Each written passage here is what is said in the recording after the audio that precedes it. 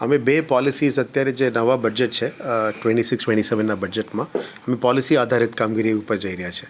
જ્યારે પણ આપ જાણો છો કે કોઈ પણ જગ્યામાં officer driven otherwise institution driven હોવું જોઈએ.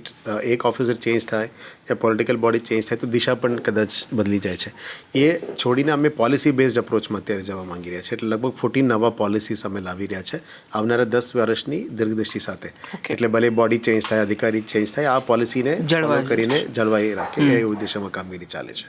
એમાં one of those important policies was AI policy.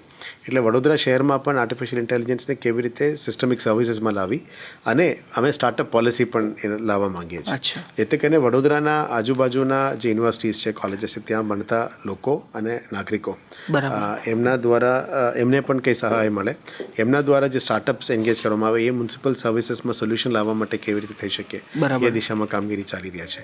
અમે હમણાં જ વન ઓફ ધોઝ યુનિવર્સિટી સાથે મળીને હેકેથોન પણ કર્યા હતા. એટલે આ હેકેથોનમાં પ્રોડક્ટ્સને પણ અમે અત્યારે ઇન્ક્યુબેશન કરી રહ્યા છે કે ફાઇન ટ્યુન કરીને કેવા પ્રકારમાં ફાઇનલ પ્રોડક્ટમાં લાવી શકાય અને સિટીની ઉપયોગમાં લાવી શકાય એ દિશામાં કામગીરી ચાલી છે. So we are coming up with AI policy. We are also coming up with startup policy. પણ AI જોબ્સને કન્ઝ્યુમ ના કરે, એક્ઝિસ્ટિંગ જોબ્સને સુપર ઇમ્પોઝ ના કરે, એક્ઝિસ્ટિંગ જોબ્સને જે ડેટા આપણા પાસે આવે છે એને કોલેક્ટ કરીને ફાસ્ટ મ્યુનિસિપલ સર્વિસીસ આપવા માટે AI વાપરવા માંગે છે. બીજા કોઈનું નોકરી છીનવા માટે AI આપણે ઈચ્છતા નથી.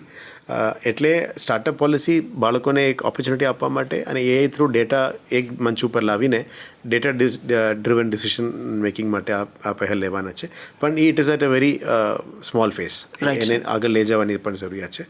અમે we are trying to cooperate અને coordinate with iHub, iCreate plus private universities, government universities અને જે સ્ટાર્ટઅપ ઇકોસિસ્ટમ છે, સ્ટાર્ટઅપ ઇન્ડિયા સાથે પણ અમે ટ્રાય કરી રહ્યા છીએ અત્યારે.